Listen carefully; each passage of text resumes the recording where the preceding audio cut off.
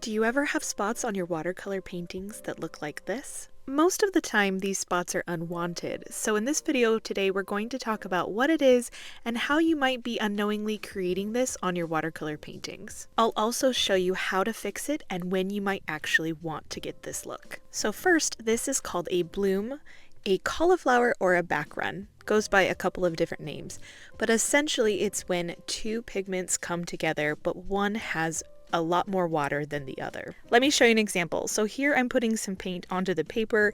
It has a pretty even consistency between water and pigment, but over on the palette I am adding a lot more water to the mixture, and then I am going to try to add that to the paint that is on the paper.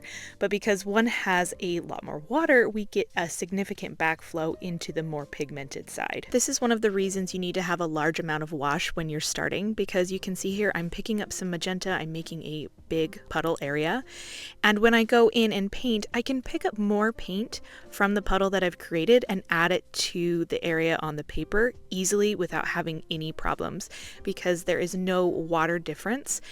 So that's why we want to make sure we have a decent amount of mixture mixed up first, and we can even add more pigment to our mixture and drop that in easily as well. The problem becomes when we add too much water. So here I'm adding a lot of water to the mixture and trying to add it on the side, and you can see it creates a bloom almost immediately, whereas when we did the same mixture or a higher pigmented mixture, it did not affect the paint on the paper. This also applies to other colors as well. So using magenta as my base color, I'm going to add some blue to it. So this blue over here has a pretty similar consistency to the pink. I can just tell by how it feels, and I'm able to add it really easily. It has a nice blend and a normal bloom.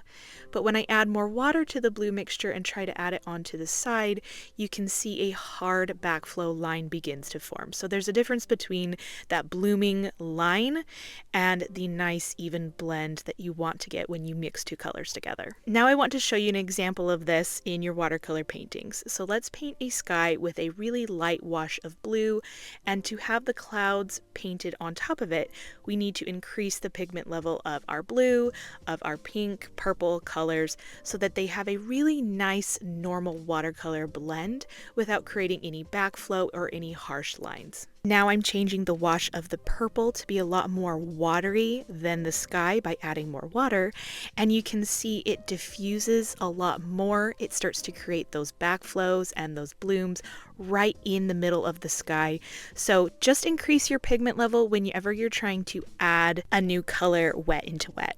Now I want to show you an example of when you might actually want to create this cauliflower backflow look in your watercolor paintings.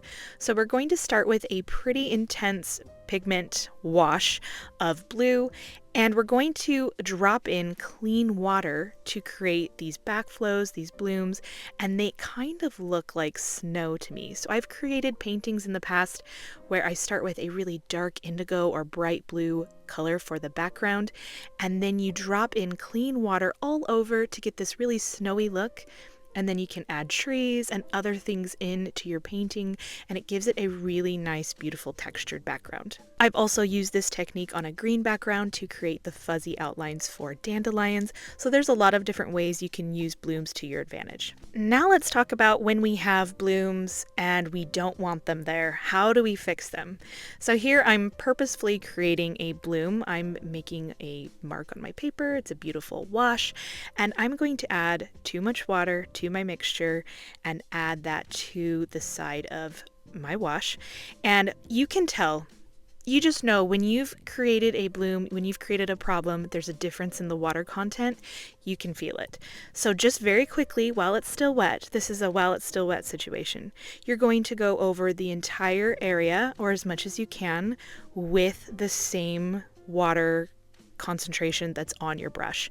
You can even use clean water if it's a really large area to help you kind of disperse it, but as long as it's still wet, you can kind of manipulate the entire area to be even. This next example on how to fix it is going to be if your bloom dries. So here we've got our nice wash again. It's very even. We're very proud of it. And then if we add too much water to the side and it starts to create that bloom, but we don't notice. Sometimes that happens. That happens to me all the time, where I'm painting something next to something, or even a droplet of water drops onto wet paint and I don't notice and it dries. I'll show you how to fix it. So first, start with clean water on your brush after it's totally dry, and usually you can get the pigment to move around on the paper enough that you can't tell there is a bloom anymore. It also really helps to have very high quality paper that has a little bit of texture to it if you want to get the blooms to move around and kind of be manipulated.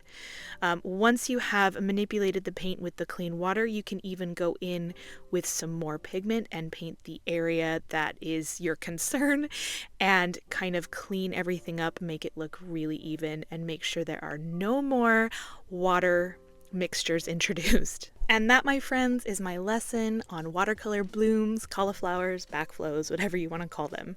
Really, the key is all about water control, making sure that when you are adding to an existing wash on your paper, it has either the same consistency or a higher level of pigment, so you don't get those backflows if you don't want them. I hope this video helps you all on your watercolor journey. Don't forget to like and subscribe for more watercolor content.